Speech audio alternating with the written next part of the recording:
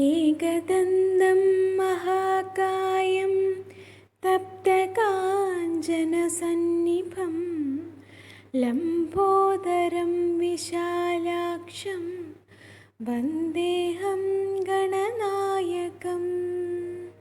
Hi, എല്ലാവർക്കും നമസ്കാരം. ഇന്ന് നമ്മൾ ചെറുപയർ അടയാണ് തയ്യാറാക്കാൻ പോകുന്നത്. ഇത് വളരെ സ്വാദിഷ്ടമായ ഒരു അടയാണ്. അപ്പോൾ അതിനെന്തൊക്കെയാണ് വേണ്ടതെന്ന് നോക്കാം. ഗോതമ്പ് മാവിലും അരിമാവിലും ഇത് തയ്യാറാക്കുന്നുണ്ട്. മാവ് ഇവിടെ കുഴച്ച് വെച്ചിട്ടുണ്ട്. ഒരു നുള്ളു ഉപ്പിട്ട് ചൂടുവെള്ളത്തിലാണ് കുഴച്ചെടുക്കേണ്ടത്. പിന്നെ തേങ്ങ വേണം. ഇത് ഒരു മുറി തേങ്ങ എടുത്തിട്ടുണ്ട്. പിന്നെ നമുക്ക് വേണ്ടത് ചെറുപയറാണ്. ഇത് നന്നായിട്ട് വേവിച്ച ചെറുപയറാണ്. പിന്നെ ഇവിടെ ഒരു കപ്പ് അവലും എടുത്തിട്ടുണ്ട്. പിന്നെ ഇവിടെ കുറച്ച് ശർക്കര എടുത്തിട്ടുണ്ട്. മധുരം നിങ്ങളുടെ ആവശ്യാനുസരണം ചേർത്താൽ മതിയാവും. പിന്നെ വെളിച്ചെണ്ണ വേണം. ഇവിടെ കുറച്ച് വെളിച്ചെണ്ണ എടുത്തിട്ടുണ്ട്.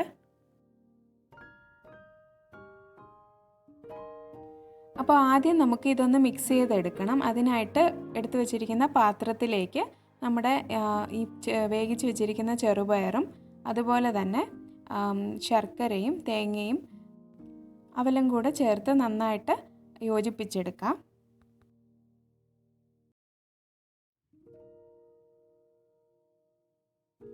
അപ്പോൾ ഇനി ഇത് നന്നായി മിക്സ് ചെയ്യണം.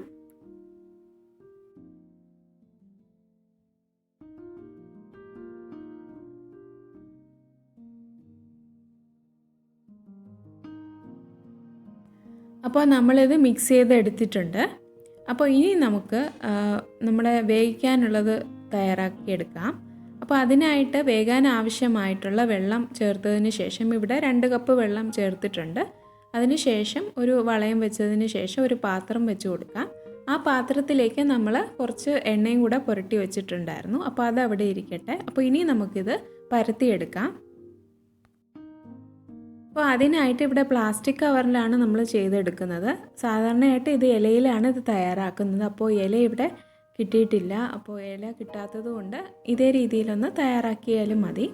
അപ്പോൾ പലയിടങ്ങളിലും ഈ ഫ്ലാറ്റിലൊക്കെ താമസിക്കുന്നവരാണെങ്കിൽ നമുക്ക് ഇലയൊക്കെ കിട്ടാനായിട്ട് ബുദ്ധിമുട്ടുണ്ടാവും.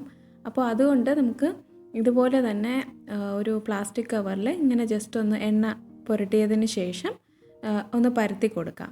പരത്തിയതിന് ശേഷം നമുക്ക് ഈ ഫില്ലിങ് ഇതിലേക്ക് നിറച്ച് തയ്യാറാക്കി എടുക്കാവുന്നതാണ്. അപ്പോൾ നമുക്ക് ആ ഇലയുടെയൊക്കെ ഒരു ആകൃതിയിൽ നമുക്ക് കിട്ടുന്നതാണ്.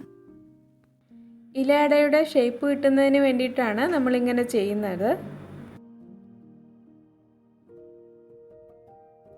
അപ്പോൾ ഇത് പരത്തി എടുത്തിട്ടുണ്ട്. അപ്പോൾ ഇനി ഇതിലേക്ക് ഫില്ലിംഗ് വെക്കാം.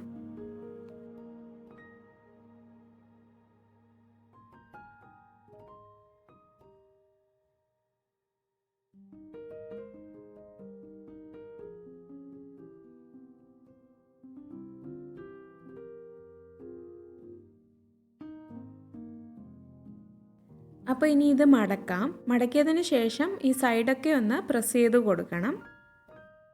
ഇതിൽ ഫില്ലിങ് പോകാത്ത രീതിയിൽ നമുക്കിതുപോലെ ഒന്ന് പ്രസ് ചെയ്ത് കൊടുത്ത് ചെയ്തെടുക്കാവുന്നതാണ്.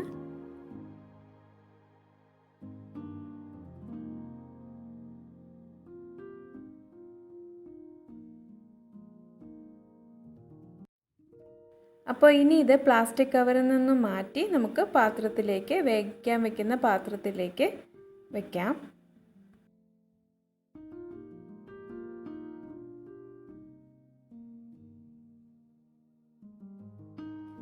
ഇതുപോലെ തന്നെ അടുത്തതും നമുക്ക് തയ്യാറാക്കിയെടുക്കാം.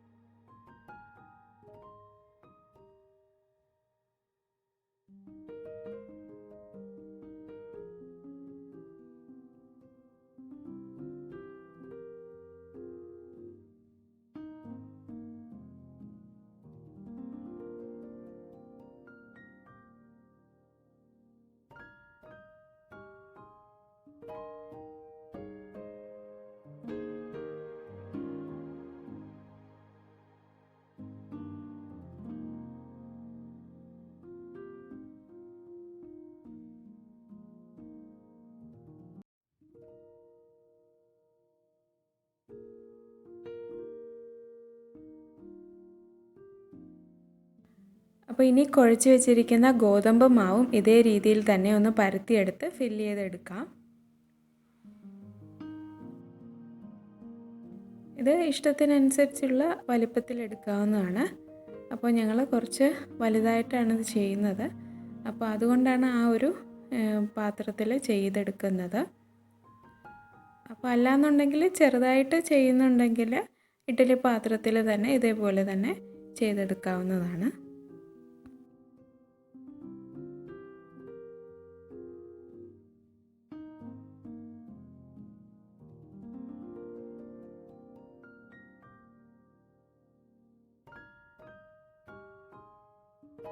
അപ്പോൾ നമുക്കിനി ഇത് വേവിച്ചെടുക്കാം.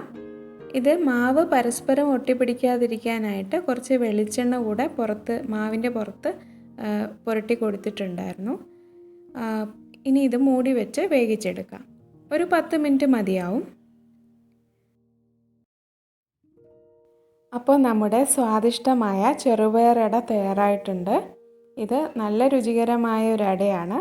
അപ്പോൾ തയ്യാറാക്കിയിട്ടില്ലാത്തവർ തീർച്ചയായിട്ടും തയ്യാറാക്കി നോക്കണം. അപ്പോൾ നമുക്ക് ഇലയില്ലാതെ തന്നെ ഇല അടയുടെ ആകൃതിയിൽ തയ്യാറാക്കി എടുക്കാവുന്നതേ ഉള്ളൂ. അപ്പോൾ നിങ്ങൾക്ക് ഞങ്ങളുടെ ഈ വീഡിയോ ഇഷ്ടമായെന്ന് വിചാരിക്കുന്നു. ഇഷ്ടമായാൽ ലൈക്ക് ചെയ്യാനും ഷെയർ ചെയ്യാനും പുതിയതായി കാണുന്നവരാണെങ്കിൽ സബ്സ്ക്രൈബ് ചെയ്യാനും മറക്കരുത്. അപ്പോൾ ഇനി അടുത്ത് നല്ലൊരു വീഡിയോയുമായി കാണാം. താങ്ക്